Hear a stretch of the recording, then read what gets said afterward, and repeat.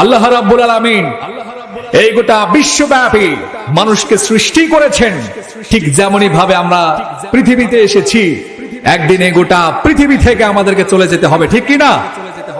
সেটি হচ্ছে আমাদের জীবনের শেষ পরিণতি।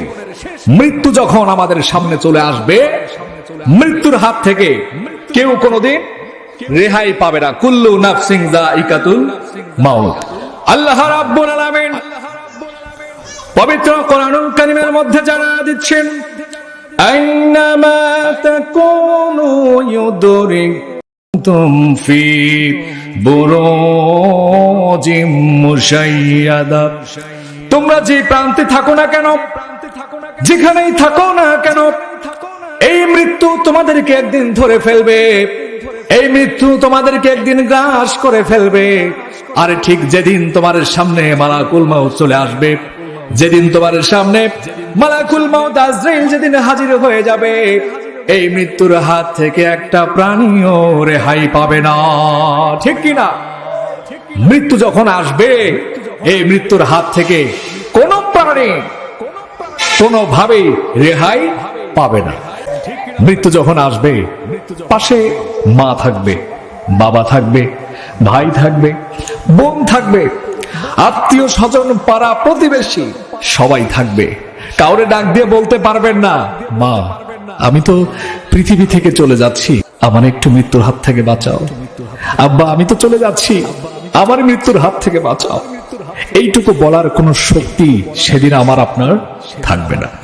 আমার ভাইরা, আমার বন্ধুরা, মৃত্যু হলো আখিরাতের জীবনের দরজা। এই মৃত্যুর মধ্য দিয়ে যখন আপনি কবরের জীবনে প্রবেশ করবেন, সর্বপ্রথম কবরে আপনার জন্য প্রশ্ন করা হবে, মান রব্বুকা ওয়া মা দীনুকা ওয়া মান নাবিয়ুকা। তোমার রবকে, তোমার দিন কি, তোমার নবীকে, তিনটা প্রশ্নের উত্তর যারা দিতে পারবে, কবরটা তাদের জন্য জান্নাতের বাগানে পরিপূর্ণ হয়ে যাবে, ঠিক কিনা বলেন? সেই জান্নাতের বাগানে যারা থাকতে চান, আমাদেরকে গোটা পৃথিবীর জমিনে থাকতেই মৃত্যুর কথা বেশি বেশি করে স্মরণ করতে হবে। আল্লাহ রাসূল সাল্লাল্লাহু আলাইহি ওয়াসাল্লামের কাছে সাহাবীগণ বলছেন, ইয়া রাসূলুল্লাহ, ইয়া হাবিবাল্লাহ, সবচাইতে বুদ্ধিমান ব্যক্তি কে? আল্লাহ রাসূল বললেন, সবচাইতে বুদ্ধিমান হচ্ছে সেই ব্যক্তি যে মৃত্যুর কথা সবচাইতে বেশি বেশি করে স্মরণ করে। আলহামদুলিল্লাহ, আজকে এই যে মাহফিল এলাকার, অত্র এলাকার যুব সমাজ আয়োজন করেছে, ঠিক কিনা? তো যুবকেরা যখন এরকম একটি মাহফিলের আয়োজন করে, এই মাহফিলের মধ্য দিয়ে যখন মানুষকে ইসলামের দাওয়াত দেয়, এই মাহফিলগুলোকে আল্লাহ তাআলা কবুল করে নেন। কারণ এই যৌবন বয়সের ইবাদতটাই হচ্ছে আল্লাহর কাছে সবচাইতে বেশি প্রিয়, কথা বলেন ঠিক কিনা?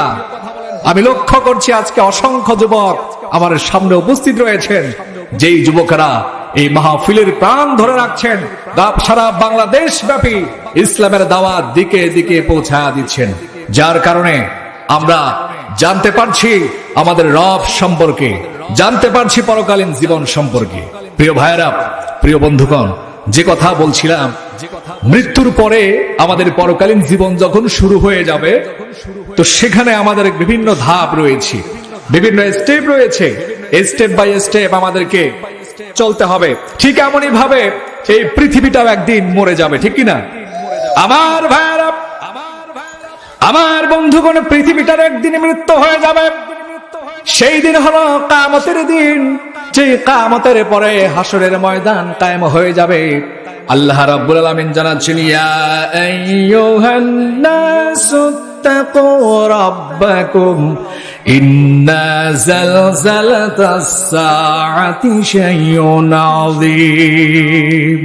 হে মানুষ সকল, তোমরা আল্লাহকে ভয় করো, তোমাদের রবকে ভয় করো, কেননা সেই দিন হলো মহাকম্পনের দিন। বিশাল আকারের কম্পন শুরু হয়ে যাবে, গোটা পৃথিবী ব্যাপী থরথর করে কাঁপবে। যেমন তেমন ভূমিকম্প নয়। আজকে যখন তুরস্কে যখন ভূমিকম্প হলো, কতগুলো বিল্ডিং ধসে পড়লো মাত্র কয়েক সেকেন্ড, 40 সেকেন্ডের ভূমিকম্প। কত সেকেন্ড? 40 সেকেন্ড। এই 40 সেকেন্ডের ভূমিকম্পে যদি একটি শহর ধ্বংস হয়ে যায়, ঠিক অনুরূপ ভাবে নেপালে কয়েক বছর আগে একটি ভূমিকম্প হয়েছে, গোটা একটি রাজ্য ধ্বংস হয়ে গেছে।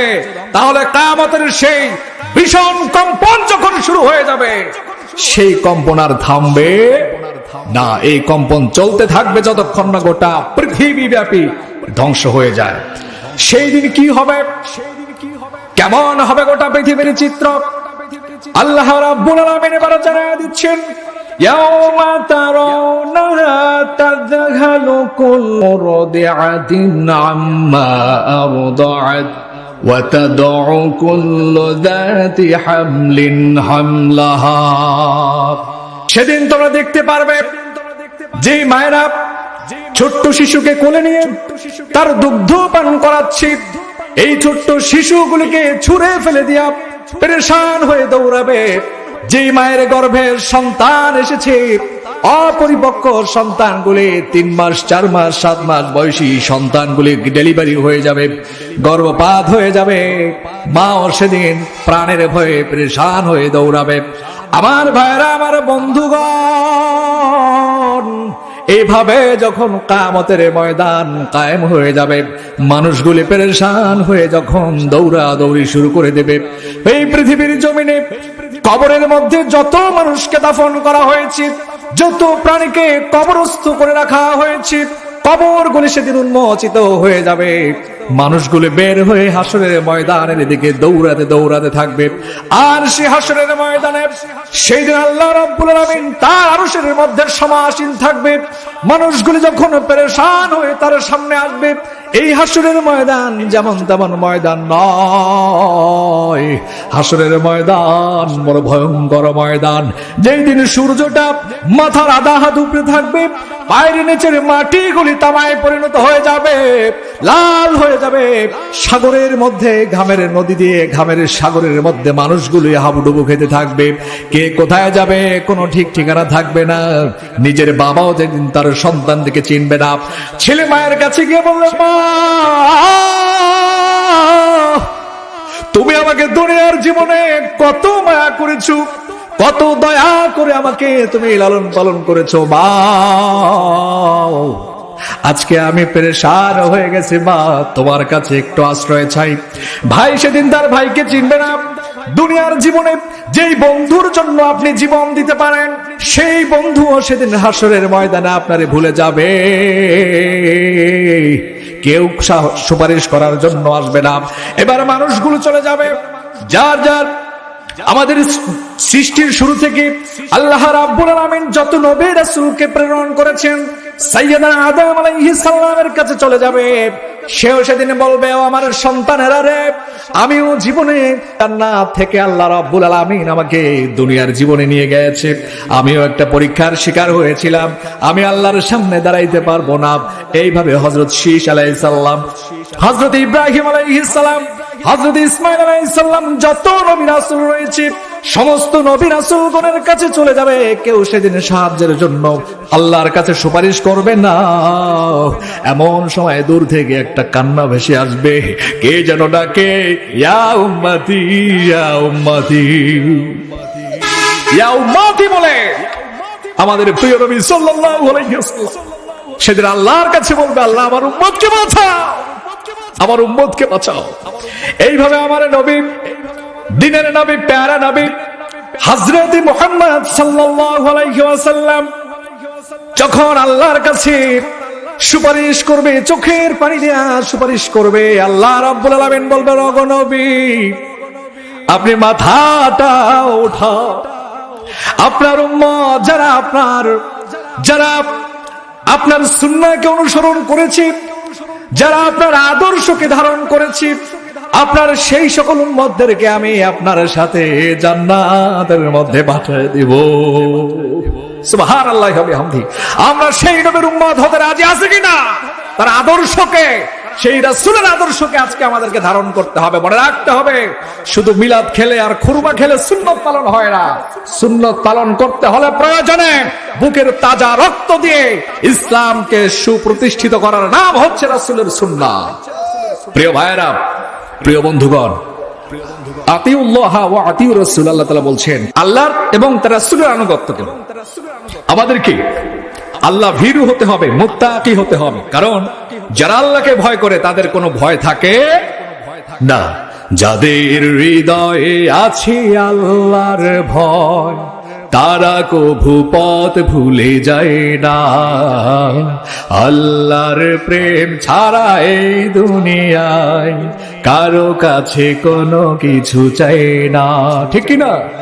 রাতের আধারে যারা সিজদাতে রয়, দু চোখের অশ্রুতে নদী যেন বয়। রাতের আধারে যারা সিজদাতে রয়, দু চোখের অশ্রুতে নদী যেন বয়। ছলনার হাতছানি যতই আসুক, ছলনার হাতছানি যতই আসুক, পিছনে ফিরেও তাকায় না। সবাই যাদের হৃদয়ে আছে আল্লাহর ভয় তারা কভু পথ ভুলে যায় না। আল্লাহর প্রেম ছাড়া এই দুনিয়ায় কারো কাছে কোনো কিছু চাই না, ঠিক কিনা বলেন? আমরা আল্লাহর প্রেম চাই, আল্লাহর ভালোবাসা চাই, আল্লাহর সাহায্য চাই। যদি আল্লাহর সাহায্য আমাদেরকে থাকে, মৃত্যুর ভয় কি? এর চাইতেও বড় কোনো কঠিন ভয় আসলো মুসলমানেরা ভীত হবে না, ঠিক কিনা বলেন?